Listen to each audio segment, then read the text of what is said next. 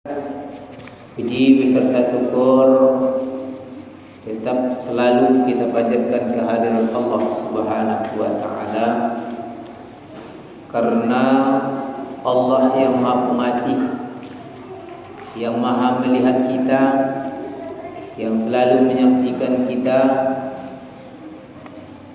yang mengetahui segala gerak-gerik kita, yang memberikan rahmat, taufik dan hidayahnya kepada kita, yang tentunya wajib kita syukuri segala yang pemberian Allah Subhanahu wa taala kepada kita. Mudah-mudahan segala rahmat nikmat Allah yang diberikan kepada kita penuh berkah, artinya bertambah terus, dan sehingga kita istiqomah di jalan Allah Subhanahu wa taala. Amin ya rabbal alamin. Dan selawat seiring salam mari kita kirimkan kepada arwah Nabi besar kita Muhammad sallallahu alaihi wasallam dengan ucapan Allahumma shalli ala sayyidina Muhammad wa ala alihi wa ashabihi ajma'in.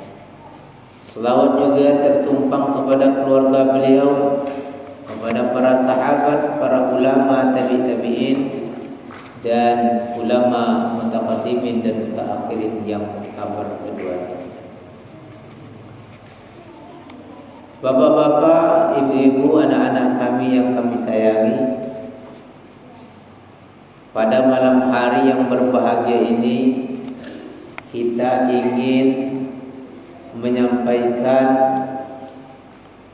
berita Al-Quran, informasi dari Allah Subhanahu wa taala tentang orang-orang yang beruntung. Beruntung di sini tidak hanya beruntung untuk di akhirat, tapi beruntung untuk kehidupan di akhirat besok. Bukan hanya untuk di dunia, tapi untuk di akhirat. Di akhirat apa? Masuk surga Firdaus. Mau masuk surga enggak? Mau? Alhamdulillah. Kalau ditawarkan masuk surga pasti mau, ya kan? Kalau mau masuk neraka enggak mau kan?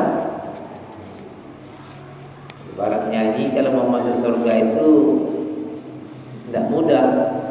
Kata Rasulullah, huffatul jannatu bil makari wa huffatun naru bis sahawat. Mau masuk surga itu jalannya berliku-liku, berkelok-kelok, banyak rintangan dan halangan. Tapi kalau masuk surga neraka itu mudah, dibayar mudah, dikerjakan senang, berleha-leha saja, bisa masuk neraka. Kata orang penyanyi, apa kata orang penyanyi? Siapa ingin ke surga, pintu selalu terbuka, tak mudah dimiliki, hanya tu orang suci. Carilah pintu surga dengan amal sendiri, hindarkanlah semua perbuatan yang keji, amalkanlah Al-Quran. Apa lagi? Ada misalnya? Yang jelas amalkan Al-Quran. Karena di Al-Quran itu banyak. Jadi pada malam hari ini kita akan bercerita tentang informasi yang diberikan oleh Allah dalam surat Al-Mu'minun. Apa ini? Bunyi ayatnya, qad aflahal mu'minun. Sungguh beruntung orang yang beriman. Siapa orang beruntung dan orang beriman? Kata Allah, orang yang beruntung itu yang pertama sekali, alladzina hum fi sholatihim khashi'un. Orang-orang yang beruntung itu mereka-mereka yang sholat khusyuk.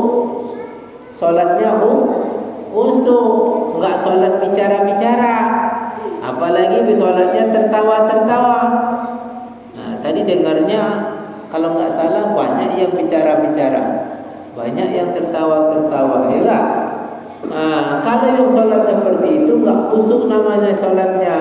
Sholat yang batal. Karena salah satu dari yang membatalkan sholat adalah berbicara, berkata-kata dengan perkataan yang bukan perkataan sholat. Jangankan kalian tertawa-tawa lagi, tersenyum-tersenyum, terbahak-bahak, berdehem saja disengaja.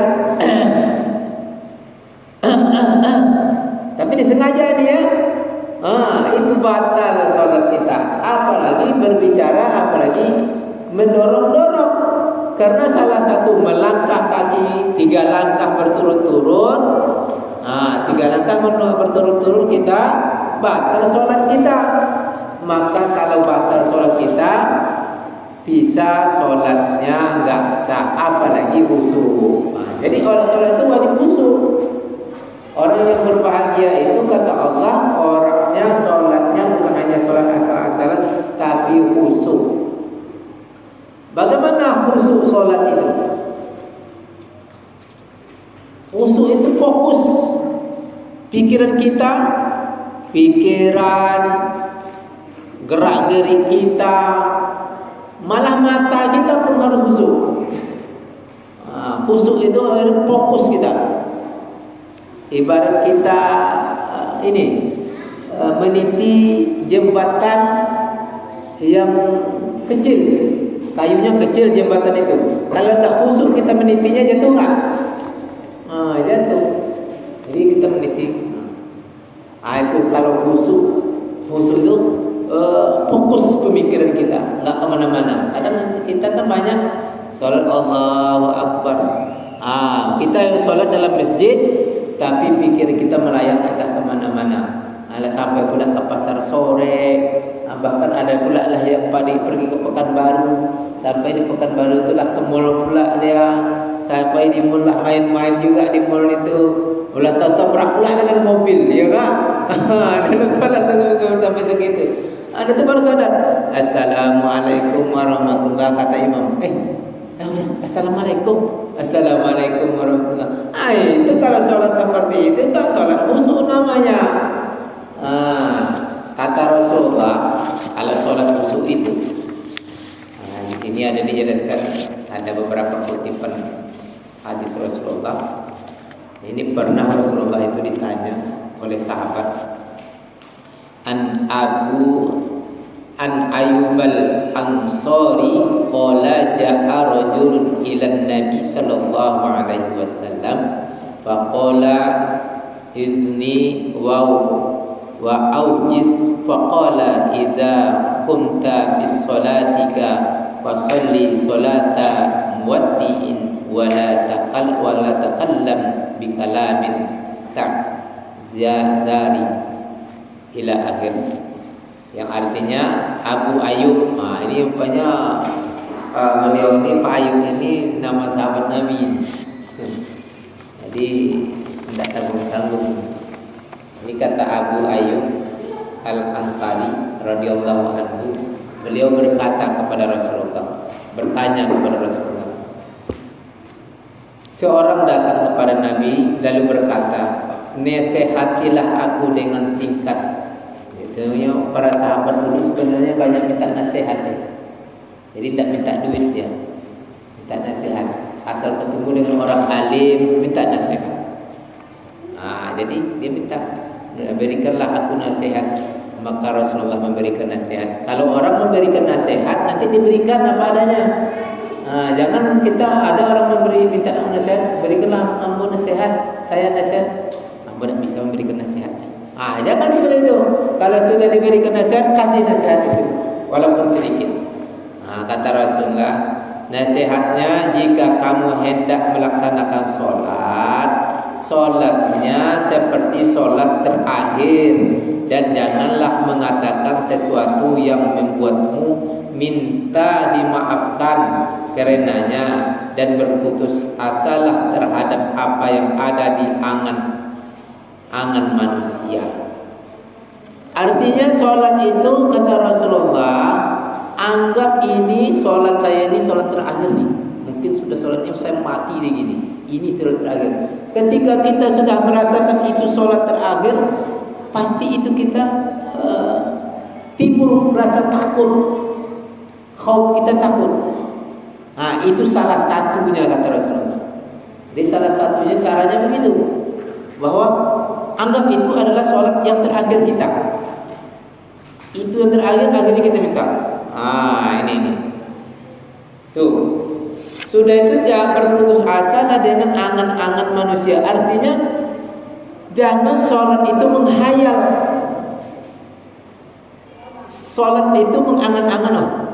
Ini mau buat rumah, ini mau pergi ke sana, teringat ke sana ke sini. Yang dimaksud di situ itu jangan ada lagi hayalan-hayalan, keinginan-keinginan selain dari mahabbah ilallah. Ini dinasihatkan oleh Rasulullah SAW ketika sholat. Dalam hadis yang lain juga dijelaskan juga, yang artinya saja karena terlalu panjang lafaz hadisnya. Anas radhiyallahu anhu berkata, Rasulullah SAW bersabda, ingatlah akan kematian dalam sholatmu, karena jika seorang mengingat kematian dalam sholatnya, tentu lebih mungkin bisa memperbagus sholatnya. Dan sholatlah sebagaimana sholatnya seseorang yang mengira bahwa tidak bisa sholat selain sholat itu. Hati-hatilah kamu dari apa yang membuatmu meminta ampunan darinya. Artinya, lagi-lagi kita sholat itu memang betul-betul mau berbagus sholat kita. Baguskan sholat kita, rukunya dibaguskan, seolah-olah kita setelah itu mati. Begitu. Ini kalau ditinjau dari sholat untuk mencari bekal. Jadi ini kalau mencari bekal, sholat ini sebagai bekal kita terakhir. Ada juga sholat yang dilihat dari segi tauhidnya. Kalau yang dilihat dari tauhidnya itu, sholatlah kamu seolah-olah kamu melihat akan Allah. Itu dalam segi tauhid ini. Kalau tak bisa kamu melihat bahwa akan Allah, tapi Allah melihat akan kamu. Sehingga kalau ketika ini lain lagi, tinggi lagi tingkatnya nih.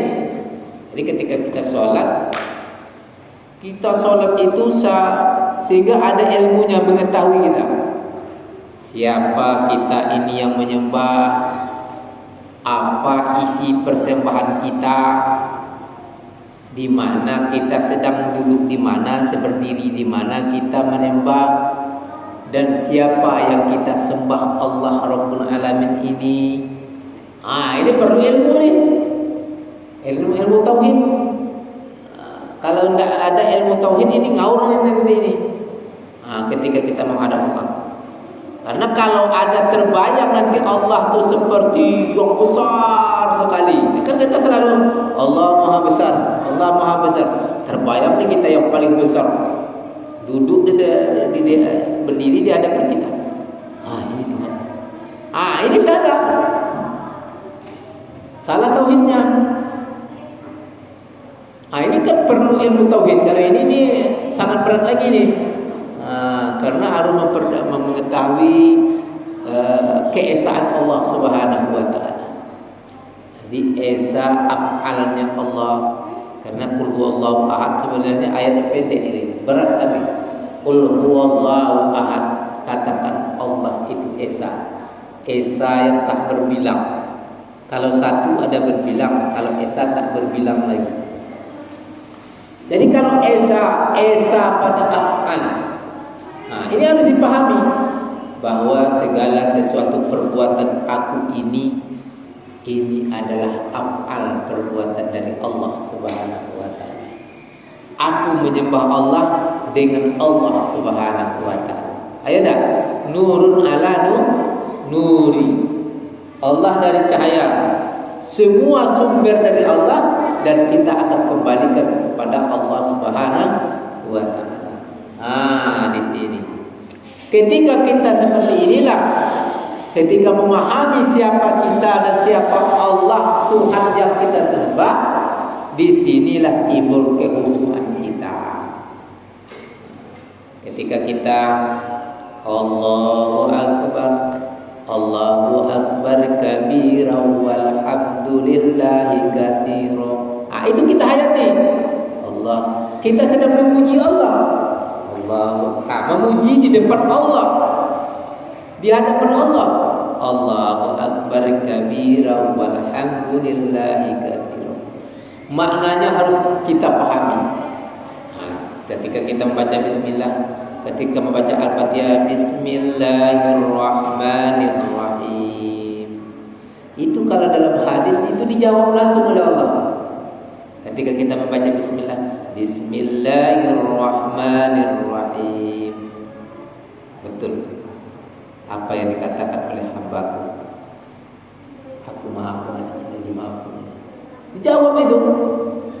Alhamdulillahi Rabbil Alamin. Segala puji milik bagi Allah. Betul, aku adalah yang pantas untuk dipuji. Ar-Rahman Maliki Yaumiddin, yang memiliki hari kemudian. Kita akui semuanya itu kepada Allah. Kita akui bahwa raja besok di akhirat itu hanya milik Allah. Allah rajanya. Dialog kita dengan Allah. Jadi kita kalau sudah sampai ketika ini, kita berdialog dengan Allah. Mati pun tak ingat mati lagi. Ini tak ingat mati, tapi ingat berdialog dengan Allah Subhanahu Wa Taala. Setelah dialog kita, setelah kita puji Allah, tentu kita minta kepada Allah. Ibarat proposal itu, ya Allah, ini permintaan saya. Pertama, iyyaka na'budu wa iyyaka nasta'in. Akan Engkau ya Allah aku menyembah, akan Engkau juga aku minta pertolongan. Dan artinya dalam hati kita, seluruh perbuatan kudrat iradatku menyembah Engkau darimu ya Allah, dan aku juga akan mempersembahkan untukmu ya Allah. Tak ada bisa yang minta, hanya kepadamu ya Allah. Baru kita minta. Apa kita minta? Nah, banyak minta kita di dalam Al-Fatihah. Ihdinas siratal mustaqim. Ya Allah, tunjukilah aku jalan yang lurus. Dijawab oleh Allah. Ini permintaan. Ya, akan kukabulkan. Dikabulkan oleh Allah karena kita sudah tadi dipuji-puji Allah, setelah itu baru kita minta. Kita kan meminta kepada seseorang itu senang juga lah. Ini baliknya kalau sesama kita saja, kalau minta itu senangkan hati orang dulu. Kalau ini dengan Allah aja beda lagi ini. Kita apakan adukan seluruh kelemahan kita. Baru kita minta ihdinas siratal mustaqim. Tunjukilah aku ya Allah jalan yang lurus. Jalan lurus yang bagaimana yang diminta? Kan gitu. Maka kita minta lagi. Siratal ladzina an'amta 'alaihim ghairil maghdubi 'alaihim waladdallin. Jalan orang-orang yang Engkau beri nikmat ya Allah. Dalam hati kita para nabi, para rasul. Dan bukan jalan orang-orang yang Engkau murkai seperti Fir'aun, dan juga tidak orang yang sesat seperti Yahudi, Nasrani dan agama-agama lain. Kalau seperti itu kita kepada Allah, Allah menjawabnya, akan kuperkenankan. Apalagi setelah itu, amin, perkenankanlah permintaan kami ya Allah. Di duduk terakhir, di tahiyat, di duduk di antara dua sujud, kita doa kepada Allah. Rabbighfirli warhamni wadburni warfa'ni warzuqni wahdini wa'afini wa'fu anni. Ya Allah, Rabbighfirli, ampunkan aku. Allah maghfirli warfa'ni warzuqni. Rabbighfirli warhamni, berikan aku rahmat. Wajburni, berubah keadaan kepada yang lebih baik. Warfa'ni, tinggikan derajatku. Warzuqni, berikan aku rezeki. Wahdini, berikan aku petunjuk. Wa'afini, ampunan. Wa'fu anni. Ini sebenarnya doa yang lengkap dalam duduk antara dua sujud itu. Kalau kita hayati, kadang kita kan tak sadar kadang. Jangankan menghayati doa ini, tapi tak sadar kok udah duduk antara dua sujud kan saya ini. Udah sampai berdiri saja baru sadar. Pernah saya tadi duduk, tak sadar dengan apa yang kita ucapkan di duduk di antara dua sujud. Ada yang kata kita sadar dengan duduk antara dua sujud itu dianggapkan itu doa yang langsung meminta dekat dengan Allah. Tak pakai wirid pun kita, tak berdoa pun sesudah wirid dah selesai itu. Tak berdoa pun kita di waktu wirid lagi. Assalamualaikum warahmatullahi wabarakatuh. Assalamualaikum warahmatullahi wabarakatuh. Astagfirullahaladzim 3 kali langsung berdiri pergi. Doa yang duduk antara dua sujud itu sudah cukup mewakili semuanya itu. Apa dah cukup? Yang pertama kita sudah minta ampun. Yang kedua kita minta diperbaiki keadaan kita yang lebih baik. Jangan seperti ini saja. Kalau misalnya jangan punya bini kan gitu. Kalau belum punya rumah minta apa punya rumah. Pokoknya dirubah keadaan kita kepada yang lebih baik. Sudah itu kita minta lagi kepada Allah, tinggikan derajat kita. Berikan rezeki, berikan petunjuk dan hidayah. Kalau lengkap itu.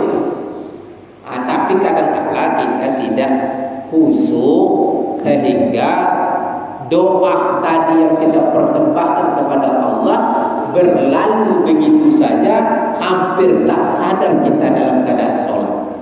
Bagaimana namanya khusyuk? Inilah. Jadi khusyuk itu diketahui apa yang kita ucapkan, apa yang kita persembahkan kepada Allah. Ini persembahan kita. Jadi mengetahui siapa yang menyembah. Yang menyembah itu kita, hambanya.